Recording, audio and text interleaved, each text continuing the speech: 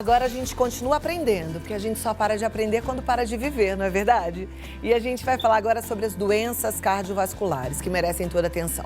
Nos últimos anos tem sido a principal causa de morte no mundo. É muito sério. E por isso nasceu a campanha Setembro Vermelho, para que as pessoas se conscientizem muito mais sobre o assunto, que prestem atenção nos sintomas, no seu corpo, nos seus hábitos, nas suas escolhas, né? E para a gente conhecer as principais doenças cardiovasculares, os sintomas e as medidas de tratamento de prevenção, eu converso agora com ele, que é doutor cardiologista. Ele faz parte da Sociedade Brasileira de Hemodinâmica e Cardiologia Intervencionista, doutor Marcelo Cantarelli. Seja muito bem-vindo, doutor Marcelo, é uma alegria Obrigado. te receber, viu? Eu é que agradeço, né, a sua prontidão, o seu tempo especial para estar aqui conosco. Eu fico contente porque a gente tem uma multidão de telespectadores que, infelizmente, não tem acesso a tantas informações que, pra gente, de repente, que está sempre indo ao cardiologista, parecem simples, né? Mas tem gente que não sabe. Quais são as principais doenças cardiovasculares? Dentro das doenças cardiovasculares, né, a gente vai pegar todo o sistema cardiovascular, as mais importantes, porque elas levam ao maior número de mortes do nosso planeta, né? No Brasil, são por volta de 300 mil mortes por ano de doença cardiovascular. Quando a gente fala cardiovascular, a gente engloba coração e cérebro, ou seja, o AVC, que é o derrame, e o infarto no coração. Essas duas juntas são as maiores causas. É muito chocante. Agora que a gente está tão ligado em relação a números, né? Ele é um número de pandemia. Exatamente. 300 mil mortes ao ano por doenças cardiovasculares. Só no Brasil. E você falou muito bem essa história da pandemia. Então, hoje está todo mundo ligado nesse negócio de número de mortes e tudo mais por conta da Covid, né? A curva de mortalidade por doença cardiovascular, ela no Brasil, ela é uma curva reta. Ela mantém essa média de 800 mortes por dia. A Covid, se a gente lembrar, a primeira onda do ano passado, quando passou de mil e poucas mortes, todo mundo já assustou e tudo mais, mas durante o começo da Covid, ela perdia para a doença cardiovascular. Na segunda onda, no entanto, nós chegamos a ter aí um recorde de mais de 4 mil mortes em abril desse ano pela Covid, ou seja, é uma onda que subiu e desceu, mas a doença cardiovascular, ela é assim, mas era assim há anos. Então, é como se a gente vivesse numa pandemia constante. A diferença é que não é uma doença que passa de um para outra, não é infecciosa. Ela está dentro das doenças crônicas, degenerativas, não transmissíveis, tá certo? E que é, obviamente, o maior mal, né, do nosso planeta. Por quê? Porque muitas dessas doenças, elas são adquiridas por hábitos de vida, que são hábitos modernos, tá certo? E ruins, e que são vilões do coração, né? Esses hábitos, a gente vai falar um pouco deles, né?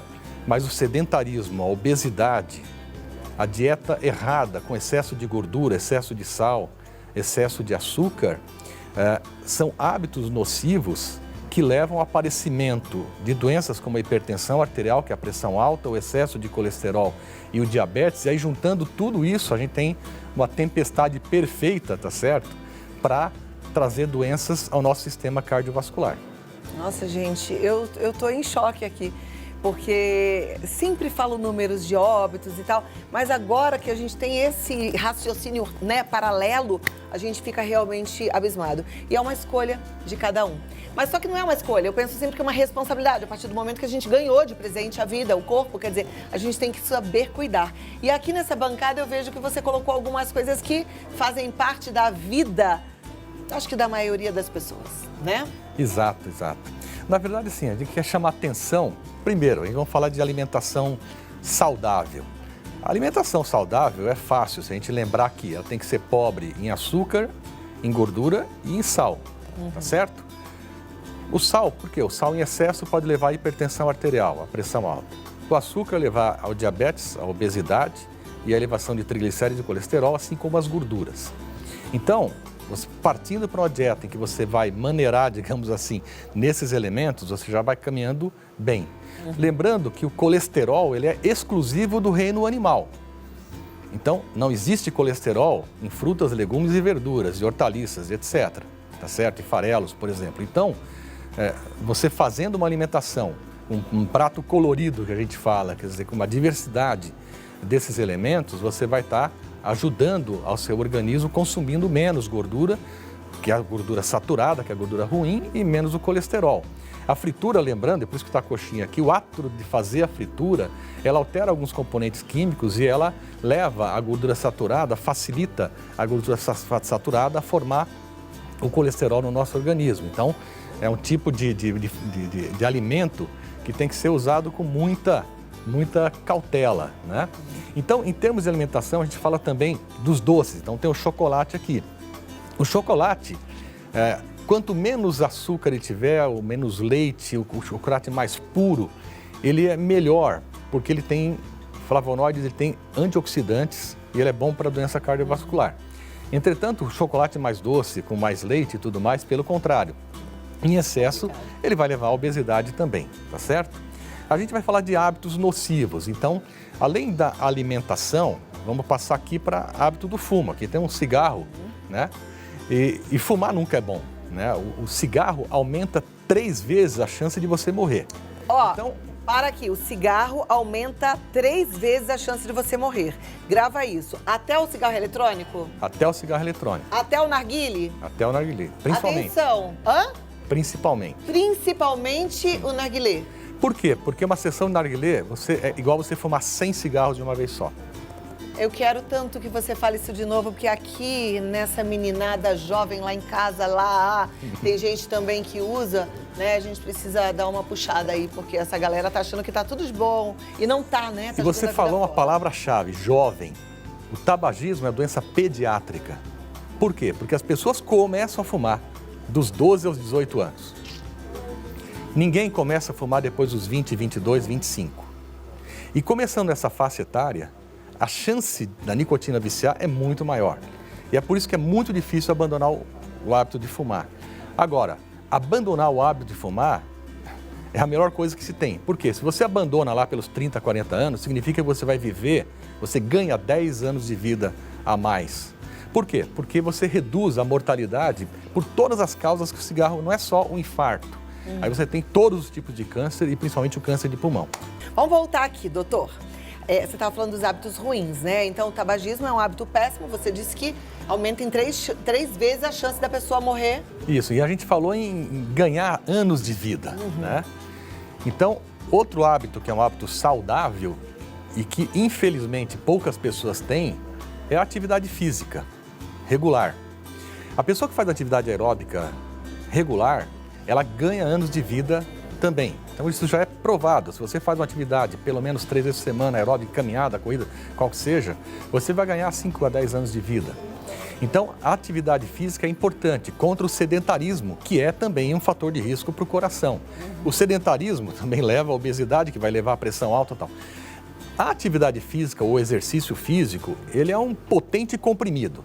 Acho que não existe nenhum remédio na farmácia, tá certo? Que vai subir o teu colesterol bom, que é o HDL, que vai combater o colesterol mal, que vai fazer você perder peso, que vai fazer a sua pressão arterial baixar, que vai fazer o teu colesterol abaixar, né? E que vai fazer também o teu estresse, a sua ansiedade, a depressão, tudo isso melhorar. Com certeza. Então, é um comprimido potente, que vai agir aí em pelo menos 4 a 5 fatores de risco contra o infarto. E o fator importante que a gente mencionou e que a gente tem que falar um pouquinho mais também é a pressão alta, que é deles o mais prevalente no nosso país. Metade das pessoas que são hipertensas nem sabem quem tem pressão alta. E talvez seja o mais fácil de fazer o diagnóstico. Eu não preciso de nenhum exame de sangue, né? Não preciso colher nada, apenas medir a pressão. Mas é uma coisa tão simples, mas que muita gente ainda não faz no Brasil. Medir a pressão. A gente deveria medir a pressão a cada quanto tempo? Você tem que medir a sua pressão e se a sua pressão for normal, pelo menos a cada ano você tem que medir a pressão. Se a sua pressão não for normal, você for um hipertenso, dependendo dos valores, até você acertar, aí você precisa de um acompanhamento mais de perto, no mínimo a cada 6 meses, se a sua pressão estiver controlada. A hipertensão é um fator de risco muito importante, né, para um infarto, é uma das complicações que levam, mas não só ao infarto. Ela pode levar também ao derrame, ao AVC, ao aneurisma de aorta, ruptura de aorta, e a insuficiência renal, que é a principal causa, né, de pacientes que vão para diálise e transplante renal. E apenas controlando a pressão você pode evitar todos esses males. E controlando a pressão não significa que é medindo a pressão, mas é tomando medicamento para o controle da pressão e fazendo todo esse trabalho, esse autocuidado, né? Que é a boa escolha da alimentação, que é o exercício físico e tudo mais. E além da medicação para pressão, muitas vezes o tratamento não farmacológico pode até resolver o problema, dependendo da fase em que você se encontra, que é atividade física, meditação, respiração lenta, controle do estresse e uma alimentação adequada. Ela pode, nesses elementos todos, ajudar a reduzir a pressão arterial. As pessoas têm na mente que todo mundo que envelhece fica hipertenso, né? Todo mundo fala, todo velhinho tem remédio para pressão. Tem até muita piada disso. É verdade? A verdade é que um fator de risco que a gente não consegue mudar para a hipertensão é a idade. Quando a idade avança, aumenta a chance de nós nos tornarmos hipertensos, porque é uma alteração do nosso organismo, onde as nossas artérias elas ficam mais enrijecidas. Aos 50 anos de idade, a sua chance de ser hipertenso é perto de 50%. Acima de 70 anos, a chance de você ser hipertensa é acima de 70%. O que a gente tem que fazer é adotar hábitos de vida saudáveis para que essa manifestação da hipertensão arterial não ocorra ou que seja mais tardia.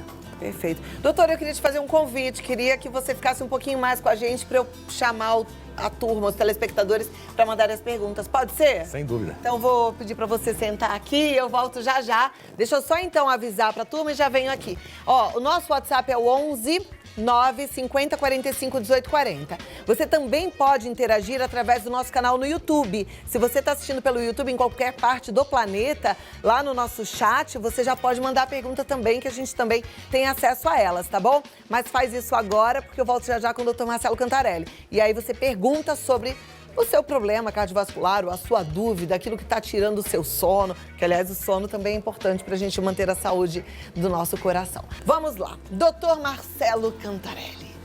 Perguntas a gente já tem, de monte, porque a turma já participa. Mas eu tenho antes uma pergunta, antes de liberar para a produção, que é em relação aos medidores de pressão. Porque eu estou vendo que você tem aí um estetoscópio e você tem 2 aparelhos para medir pressão, né?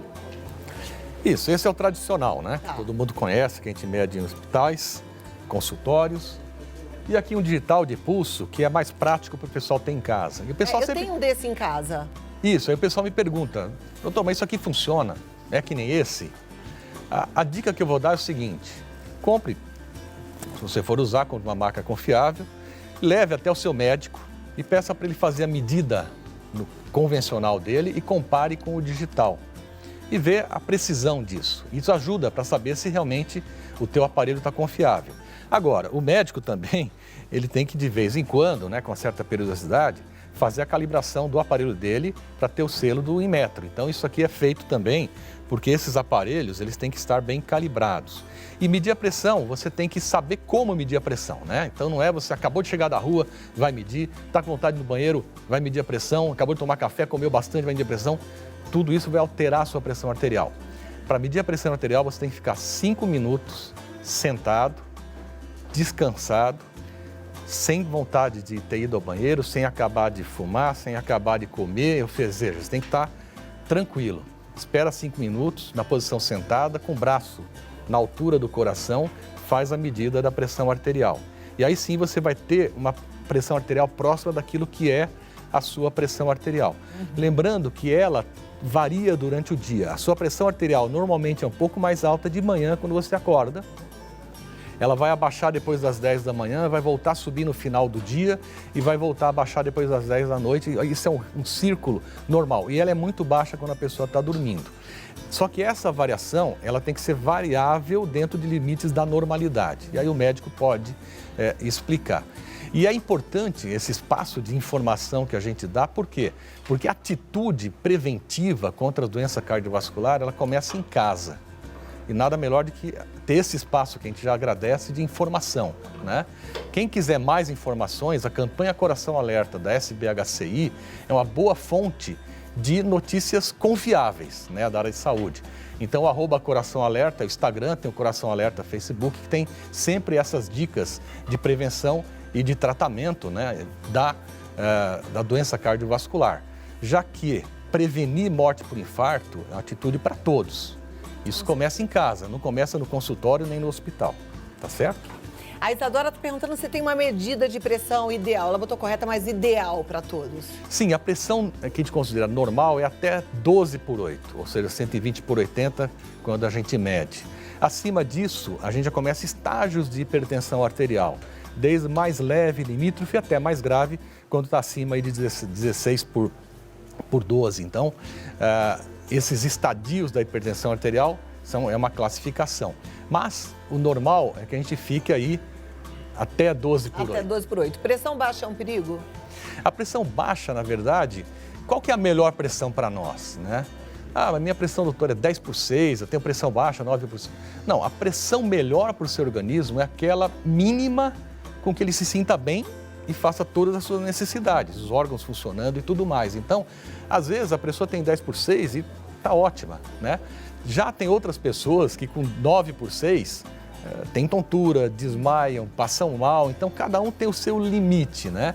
A pressão baixa, quando ela traz problema, é exatamente quando o sangue não circula suficientemente e aí pode realmente a pessoa se sentir mal, cansaço, É verdade que quando fadiga. a pessoa passa mal de pressão baixa, põe sal embaixo da língua, funciona? O sal eleva a pressão arterial, mas não eleva rapidamente. O que deve se fazer é deitar a pessoa e levantar os membros inferiores, porque aí você aumenta a circulação para a cabeça e a pessoa se sente melhor e levanta. Perfeito. A Isabela diz, tomo muito refrigerante, cerca de 3 litros por dia. Não consigo diminuir. Isso pode gerar algum problema do coração? Eu até tô gaguejando com a sua pergunta. Bom, ela ingere a quantidade recomendada de líquidos em 24 horas, que é 3 litros por dia, né? Mas a gente recomenda isso de líquidos saudáveis, né? O refrigerante, veja bem, não tem nada nele que seja saudável. Pelo contrário. Então, o excesso de açúcar, como a gente falou, pode levar ao diabetes e obesidade. Então, não é legal a gente fazer toda essa ingesta hídrica. Se você gosta de refrigerante, realmente vá reduzindo até que você não tenha toda essa dependência, porque realmente isso não vai fazer bem. Perfeito. Próxima pergunta, então, vamos lá. Vamos conferir. Adriana, do Rio de Janeiro. Fazer exercício uma vez por semana é o suficiente para melhorar a saúde do coração? O mínimo recomendado pela Organização Mundial de Saúde é 3 vezes por semana uma caminhada simples de pelo menos meia hora. Então, para eu te tirar o rótulo da testa de sedentário, você tem que fazer isso. 3 vezes por semana, dá meia hora. Fazendo isso, você já começa a ganhar anos de vida. Agora, se você faz caminhada todo dia, atividade todo dia, quer dizer, quanto mais você fizer, mais benefício você vai ter dentro de um limite considerável. Né? Quer dizer, ninguém vai correr uma maratona todo dia, porque maratona é muito complicado, não é o normal correr maratona, tá certo? Mas uma atividade física que você faça, que você se mexa diariamente é importante. E é importante também a gente discernir aqui o que é atividade física e o que é exercício físico. Exercício físico são exercícios que você vai fazer em academia ou em casa, mas são exercícios específicos. A atividade física é tudo que te leve ao movimento durante o seu dia a dia. Subir escada, andar, caminhar pela rua, tá certo? Às vezes você varrer a tua casa, fazer uma faxina, quer dizer, atividades em movimento, tudo isso é atividade física. E a atividade física também conta benefício. Perfeito. A pergunta que eu ia engrenar, já que a telespectadora falou de uma vez por semana, é: o atleta de uma vez por semana, muitos homens têm esse hábito, né? Não faz nada a semana inteira, come errado, fuma, não vai ao médico, não vê pressão, aí vai jogar aquele futebol no final de semana. Isso pode ser um risco para o coração? Isso pode ser o risco se o coração dele não for saudável. O que acontece é que as pessoas começam a fazer uma atividade física, uma prática de exercício físico, e às vezes um grande exercício, eu vou correr a São Silvestre esse ano. E vai lá e cai duro. Por quê? Porque ele tem um problema no coração, ele tem lá um entupimento numa coronária e não sabe que tem. Ou ele tem arritmia, não sabe que tem. Ou ele tem uma doença congênita, uma hipertrofia do músculo cardíaco que não sabe que tem. Então, a recomendação nossa é que, se você não está acostumado a fazer atividade física, vá conhecer o seu coração, procure um médico, tá certo?